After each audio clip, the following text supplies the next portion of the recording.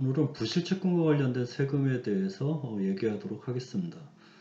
최근에 와서 이 부실채권과 관련돼서 지금 취득가액, 즉 부실채권을 유동화회사로부터 싸게 매입을 해서 그 채권의 근저당권으로 설정된 그 부동산에 대한 그 경매 절차에서 본인이 낙찰을 받죠. 즉 부실채권을 취득한 자가 그 경매 절차에 참여를 해서 본인이 이제 고가로 낙찰을 받았을 때 그 취득가액을 경락가액으로 갈 것이냐 아니면 부실채권의 취득가액으로 갈 것이냐, 요거에 대해서 지금 이제 과세관청에서는 경락가액이 아니라 그 부실채권의 취득가액으로 가야 된다 이렇게 해석을 해서 기존에 만약에 그 이렇게 부실채권을 취득을 해서 본인이 경매로 낙찰을 받은 경우 그 취득가액, 그러니까 경락가액으로 취득가액을 적용해서 소득세를 신고한 경우에는 아마 지금 세무서에서 부실채권의 취득가액으로 봐서 부실채권 취득가액과 경락가액과의 차액, 그 부분에 대해서 부동산 양도 차익으로 봐서 현재 과세를 하고 있는 실정입니다. 그게 지금 그렇게 과세를 하는 이유는 그 과세관청에서 지금 이 기준법령 해석 재산이죠. 바로 2015-19 요 해석을 토대로 해서 과세관청 세무서에서 이제 세무 공무원들이 지금 자의적으로 해석을 해서 이제 과세를 하고 있습니다. 이 해석이 2015년도 6월 18일에 이제 해석이 나왔는데 이 해석을 토대로 지금 현재 이제 세무서에서 과세를 하고 있는데, 원래 첫 번째는 이제 세무서에서 그 채권 매각 차익이죠. 자, 처음에는 그 부실채권 취득가액과 경락가액, 즉 본인이 그러니까 부실채권을 저가로 매입을 해서 부실채권을 매각했을 때 그 매각 차익, 매각했을 때 그 경락대금에서 경매 절차에서 받은 그 낙찰대금과 부실채권의 취득가액과의 차액. 자, 이 부분을 원래 그 이자소득으로 봐서 과세를 했었습니다. 자, 그런데 그 부분에 대해서는 이제 명쾌하게 정리가 됐죠. 그 부분은 이자소득이 아니라 부실채권의 취득, 매각에 따른 채권 매각 차익으로 봐서 소득세가 과세되지 않는 비과세 소득, 즉 열거되지 않은 소득으로 봐서 소득세, 세금이 과세되지 않는 것으로 이제 그 결론이 났습니다. 대법원도 그렇고 조사심판원도 그렇죠. 자, 이게 이제 부실채권을 취득할 수 있는 주체가 뭐 개인도 취득할 수 있고 법인도 취득할 수가 있습니다. 자, 그런데 이제 법인 같은 경우는 법인이 취득한 경우에는 그게 채권 매각 차익이 됐든 뭐 다른 게 됐든 무조건 과세가 됩니다. 그래서 법인 같은 경우는 이제 법인세가 과세가 되는데 법인은 어떤 소득 재원이 어느 것이냐에 상관하지 않고 과세를 무조건 합니다. 그래서 법인이 벌어들인 소득에 대해서는 무조건 과세를 하는데, 자, 이것을 포괄주의라고 얘기를 하는 겁니다. 자, 근데 반면에 법인이 아닌 개인이 벌어들인 소득에 대해서는 소득세가 과세가 됩니다. 자, 그런데 이 소득세, 개인이 벌어들인 소득에 대해서 과세되는 이 소득세는 반드시 소득세법에 열거된 소득에 대해서만 과세를 할 수 있는 거죠.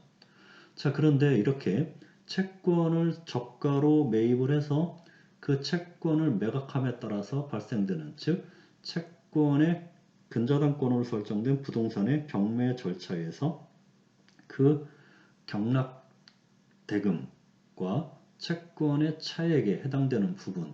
자, 이 부분은 채권 매매 차익이지 이자소득이 아니기 때문에 애초에 세무서에서 이자소득으로 과세하려고 했던 것을 이자소득이 아니고 채권의 매각 차익으로 봐서 소득세법에 열거되지 않았기 때문에 소득세를 과세할 수 없다는 것으로 이제 조세심판원도 그렇고 국세청도 그렇고 법원도 판결로서 확정이 됐습니다. 자, 그래서 이제 그 부분에 대해서는 이제 더 이상 세무서에서 문제를 제기하지 않는데, 자, 문제는 어떤 문제가 발생이 됐냐면 바로 개인이 이제 이 개인이 부실채권을 취득을 해서 거기에 설정된 그 근저당권으로 설정된 이 부동산의 경매 절차에 제3자가 낙찰을 받은 게 아니라 자, 부실채권을 취득한 본인 자체가 경매 절차에 입찰을 해서 그 입찰가액을 높게 씀으로써 낙찰을 받은 경우 자, 그랬을 때 이 본인이 낙찰받은 이 낙찰대금 경락가액을 취득가액으로 하는 것이 맞냐 아니면 부실채권의 취득가액으로 보는 것이 맞냐. 자, 이 부분에 대해서는 이제 세무서에서는 이 해석을 토대로 부실채권의 취득가액으로 보는 게 맞다고 판단을 해서 기존에 경락대금으로 취득가액으로 선정한 것을 부인하고 부실채권의 취득가액으로 봐서 결국 그 차액에 대해서 부동산 매각 차익으로 봐서 소득세를 과세를 했습니다. 자, 결국은 이제 그 세무서가 채권 매각 차익으로 과세를 할 수 없으니까 이제 채권 매각 차익을 바로 부동산 매각 차익으로 봐서 과세를 한 거죠. 자, 그 과세 논거, 세무서에서 주장하는 그 과세 근거가 바로 이 해석 사례입니다. 재산 2015-19. 2015년 6월 18일에 해석이 형성이 됐죠. 자, 그래서 이 부실채권과 관련된 것은 워낙 그 특수한 범위이기 때문에 이 특수한 뭐 경매하는 분들 중에서도 일부 특수한 분들만 특수하게 하고 자, 그렇기 때문에 이것에 대한 해석을 전문적으로 하는 그 세무서라든지 변호사들이 없습니다. 자, 그래서 가끔 어떤 세무사들은 자, 이 해석을 토대로 부실채권의 취득가액으로 보는 게 맞다고 주장하는 사람도 있고 또 저 같은 사람은 그게 아니고 부실채권 취득과 경매 취득권은 별개의 절차이기 때문에 결국 경락가액으로 보는 게 맞다고 저는 보고 있고 그렇게 보는 사람들은 그렇게 많지 않은 것 같습니다. 자, 그래서 마찬가지로 이 과세관청 세무서에서는 이 해석을 토대로 부실채권의 취득가액을 취득가액으로 보고 있다는 겁니다.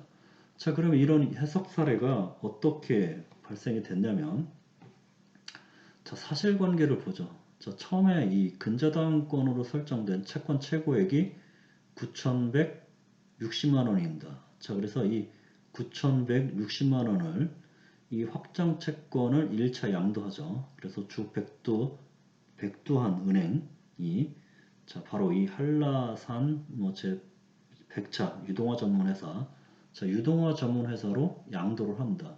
자, 이 상태에서 유동화 회사가 임의경매를 개시를 하죠. 즉 채권에 설정된 채권을 회수, 그러니까 채권 대금, 채권을 회수하기 위해서 채권에 설정된 근저당권으로 설정된 부동산을 경매 절차에 넘겼다는 겁니다.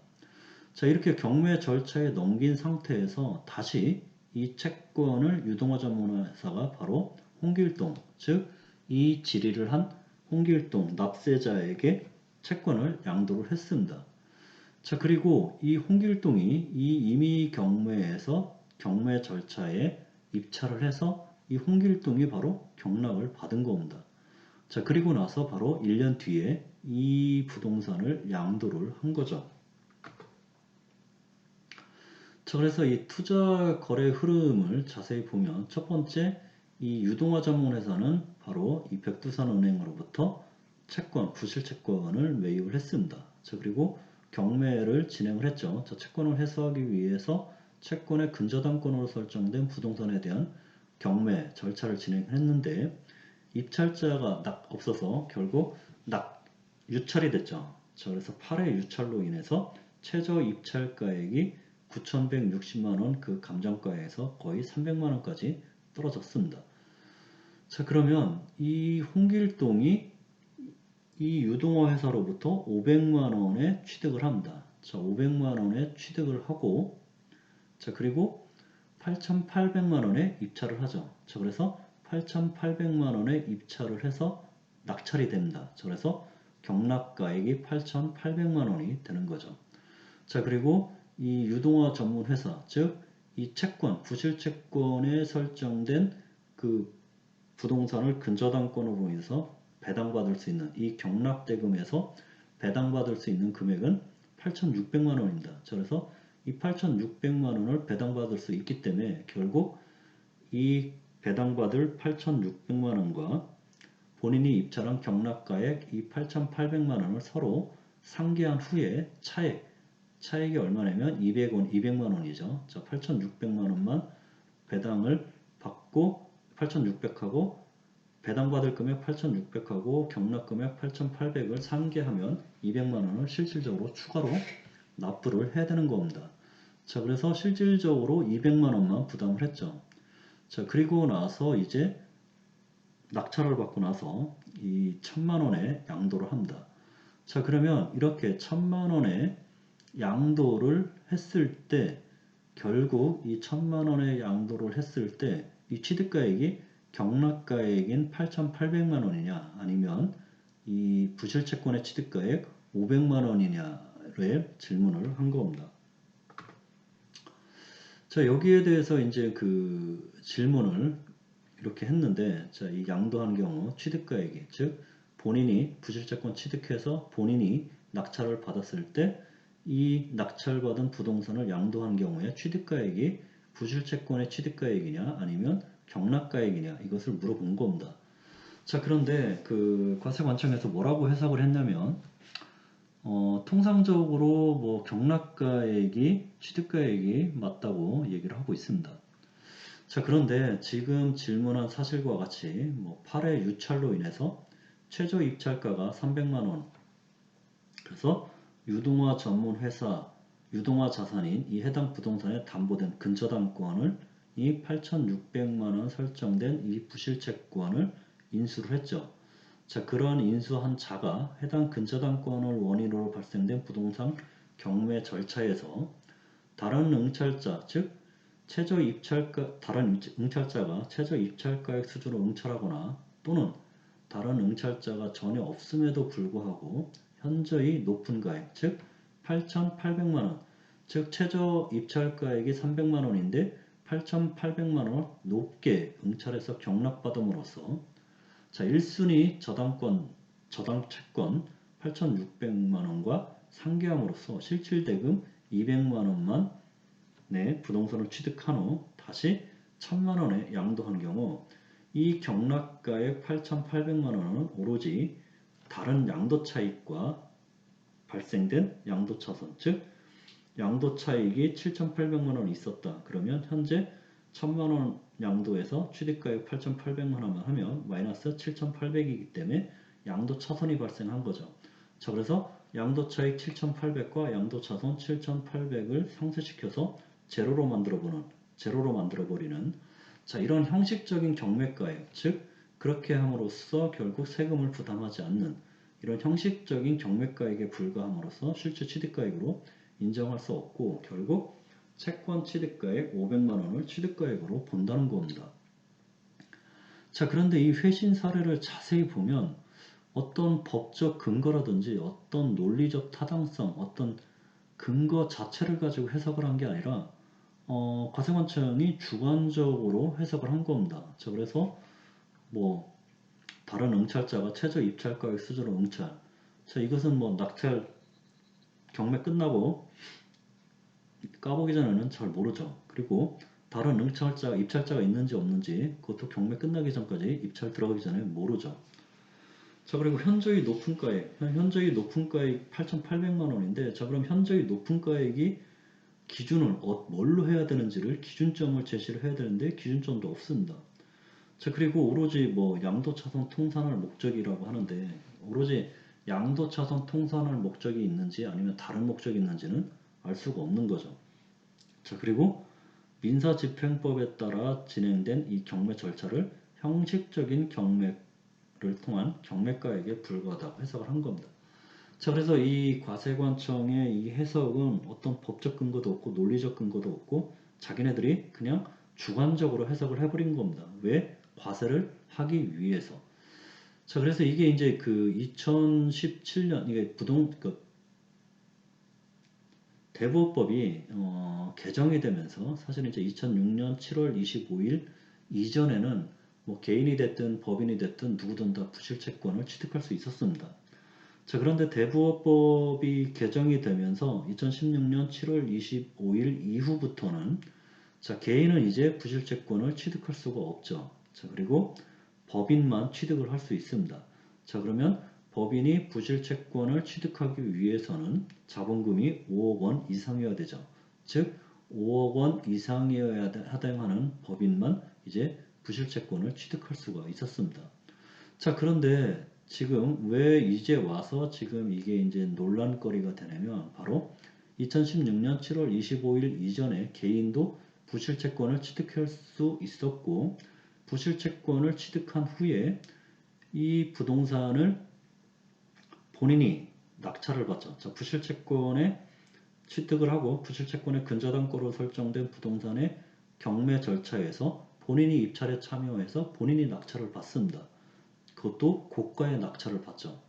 자, 그러면 이 고가의 낙찰을 받고 그 해당 부동산을 매각함으로써 발생된 이 매도 금액과 이 고가로 매각된 경락받은 이 취득가액을 차감을 해서 차선을 만들어 버린다. 손실을 만들어 버려서 다른 이득과 이익과 상쇄를 시키면서 세금을 안 내는 그런 절세를 많이 했었다는 거죠. 자, 그러다 보니까는 이제 그 취득가액이 경락가액이 아니라 부실채권가액이라고 과세관청에서 주장을 하고 과세를 하고 있는 겁니다.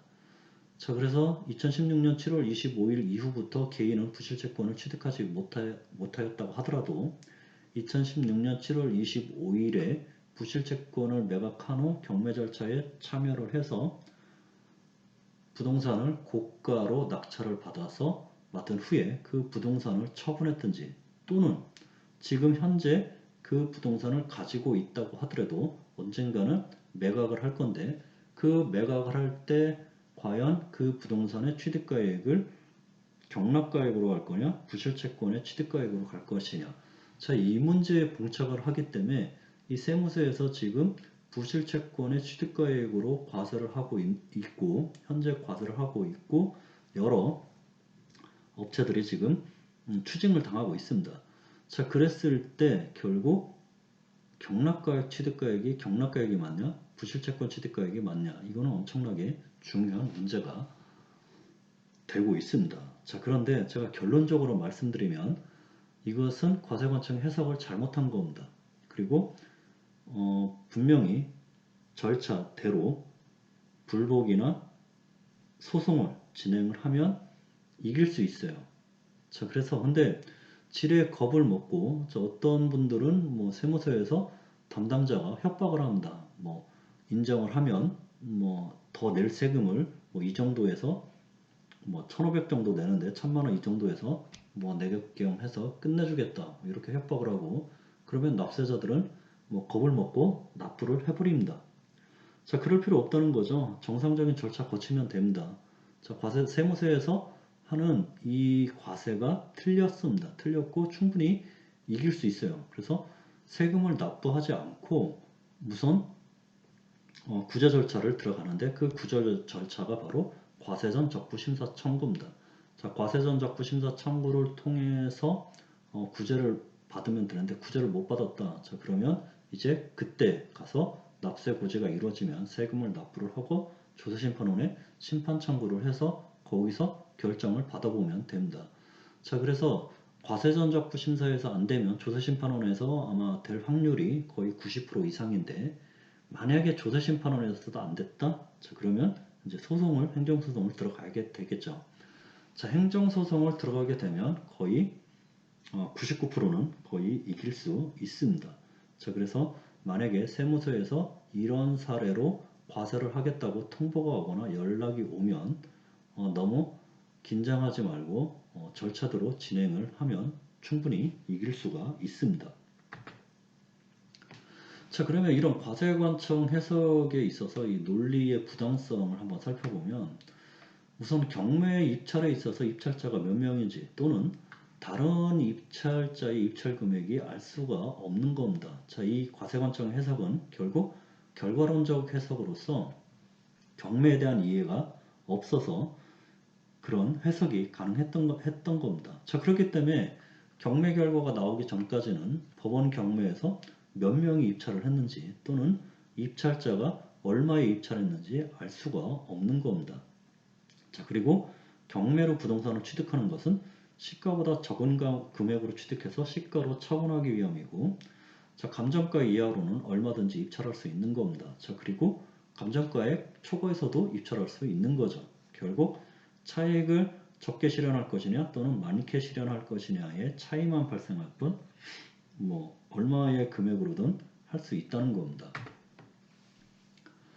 자, 그리고 이 과세관청의 논리다 그러면 그 과세관청 입장에서는 다른 입찰자가 없거나 또는 있더라도 최저 입찰금액 근처에 입찰을 한 경우를 예를 들고 있는데, 자, 그러면 입찰자가 무조건 2명 이상이고 차순위 입찰가액도 경락인과 얼마 차이가 나지 않으면 된다는 거죠. 역으로 생각을 하면.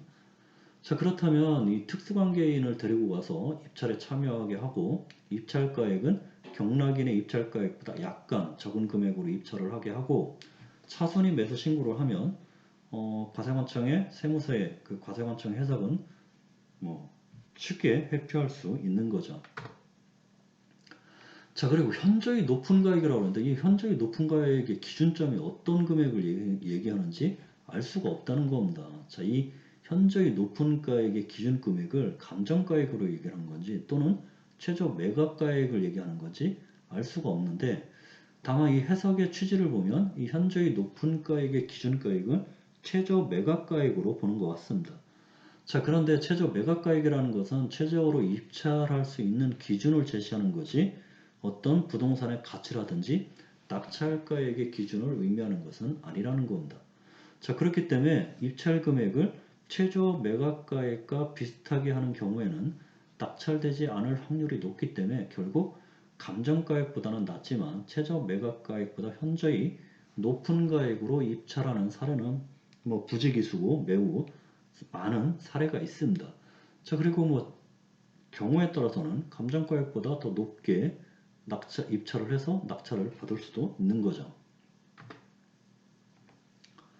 자, 그리고 이것은 납세자의 또 주관적 의사에 대한 통제를 하는 겁니다. 자, 이 부실채권을 취득한 자가 양도차손을 통산할 목적으로 입찰을 했는지 또는 다른 목적으로 입찰을 했는지는 납세자의 주관적인 의사입니다. 자, 그런데 이런 납세자의 주관적 의사에 과세를 하기 위해서는 이 과세관청이 결국 양도차손으로 통산할 목적이 유일하다는 것을 입증을 해야 되는데 입증하기가 어렵겠죠. 자, 그렇기 때문에 납세자는 양도차손 통산이 아닌 다른 목적만 하나만 뭐 자금 부족 등 다른 목적이 있었다는 것을 하나만이라도 입증을 하면 될 거라는 거죠. 자, 그리고 이 법원 경매 절차, 민사집행법에 따라서 절차를 진행한 이 법원 경매 절차를 세법 해석으로 부인할 수 있냐? 자, 이것은 만약에 세법 해석으로 부인할 수 있다 그러면 매우 큰 문제죠. 아예 법원 경매를 통째로 부인해버리기 때문에 말도 안 되는 해석이죠. 자, 이 과세관청의 해석대로라면 결국 이 부실채권의 취득가액을 경매로 부실채권의 취득가액은 경매로 낙찰받은 부동산의 취득가액과 동일하다는 결론을 이루는 겁니다. 자, 그러면 법원의 경매 절차 여부에 관계없이 무조건 부실채권의 취득가액을 경락인의 부동산의 취득가액으로 보겠다는 겁니다. 자, 그러면 이 매매라는 것은 당사자 간의 자유로운 협의에 의하지만 이 경매는 민사집행법에 따라서 다수의 입찰자가 청약 입찰을 하고 그중 최고 가격을 제시한 사람이 낙찰받는 것인데, 자, 이렇게 민사집행법에서 정하는 경매 절차에 따라서 채권자가 자신의 금전 채권을 만족하기 위해서 법원의 힘을 빌려 강제집행이라는 이런 일정한 절차를 거쳐서 채무자의 재산을 현금화하는 것인데, 자, 이러한 절차를 세법 해석으로 부인해버린 겁니다. 자, 이게 가능할까요? 가능하지 않다고 봐야죠. 가능하다 그러면 법원 경매가 공신력이 없어진다고 봐야 되는 겁니다. 자, 그리고 이 과세관청의 임의적인 해석이죠. 다른 입찰자가 최저 매각가액 원절에 입찰하거나 또는 단독으로 입찰한 경우에 해석이 애매하다는 거죠. 자, 둘이 동시에 만족을 해야 된다는 건지 아니면 둘 중 하나만 만족해야 되는 건지 이 해석에 대한 경우의 수가 너무 많다는 겁니다. 자, 그리고 결론적으로 이 세무서에서 이러한 건에 대해서 과세를 한다고 해도 충분히 이길 수 있다는 게 바로 대법원 판결과 국세청 결정에서 경락가액이 취득가액으로 본다는 이미 결정과 해석을 했습니다.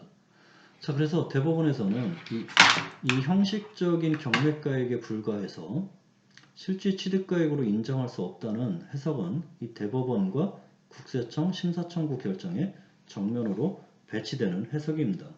자, 그래서 이러한 위의 과세관청의 해석의 토대로 이 국세청, 즉 2015-19 해석을 토대로 국세청에 불복을 제기한 거죠. 심사청구한 사안에서 이 국세청 자신도 부동산을 경매로 취득하는 경우에는 취득가액을 채권 취득가액이 아니라 낙찰가액으로 하는 것이 타당하다는 결정을 했습니다.